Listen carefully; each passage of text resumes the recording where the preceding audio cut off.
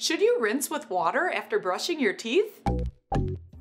Hi, my name is Whitney and I'm a dental hygienist here to talk about whether or not you should rinse after brushing. And before we get started, make sure to get my free oral care guide. Click the link in the description below or in the pinned comment to join thousands who have already discovered all of the essential components for an effective oral hygiene routine. This guide is an action plan for preventing and maintaining a happier and healthier smile. I made it just for you, for it can also help you stay on routine and never miss a brushing session at home. And having said that, for today's video, let's answer the question, should we rinse after brushing our teeth?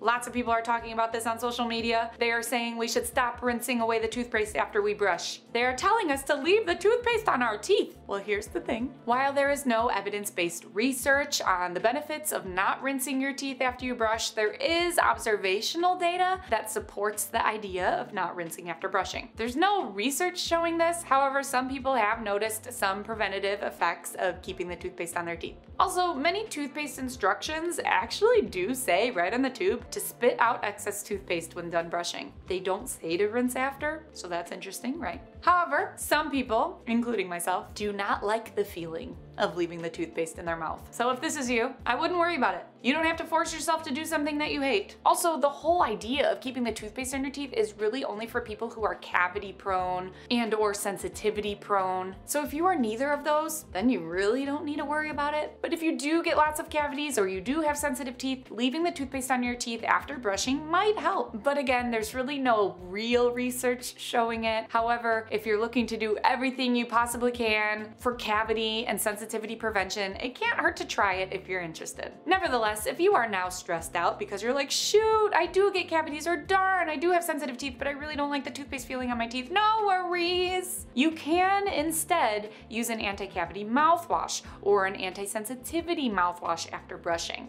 I personally think it's a lot more of an elegant solution as opposed to leaving the toothpaste on your teeth, because mouthwash is not a gross, pasty texture. It's a liquid and it's smooth and it's nice. I prefer to use an anti-cavity fluoride mouthwash personally, because fluoride is the ingredient we're talking about here that's in the toothpaste, the whole reason people are saying to keep it on your teeth. And the thing is that anti-cavity mouthwashes also have fluoride. However, the reason people get mad about using a mouthwash instead of keeping the toothpaste on their teeth is because technically the mouthwash has a slightly lower concentration of fluoride, which, like we said, is the cavity fighting ingredient and also helps with sensitivity. And toothpaste has a slightly higher concentration of fluoride. But again, using a mouthwash is still better than nothing. There's still fluoride in it, and it's a lot more fluoride than in the water. If there's even fluoride in your water. Every region is different. So what you would do is brush, spit, rinse, whatever you have to do, and then make sure you are swishing with the anti-cavity mouthwash as the last thing in your mouth. So you rinse, spit, swish, and then don't drink water or eat anything for 30 minutes. Also, make sure, if you choose to use a mouthwash, make sure it is alcohol-free and anti-cavity, and it has a neutral pH. You do not want an acidic mouthwash. I will link products below if you want to see what I use and recommend. Just make sure you are not using an alcohol-containing mouthwash or an antiseptic mouthwash as your last thing on your teeth. And if you really like those ones, just make sure you use them before you brush. Just a quick pro tip about that. I do have a whole video that goes in depth all about into it, why to use them, in what order, and I will link that video of mine in the description if you want to learn more.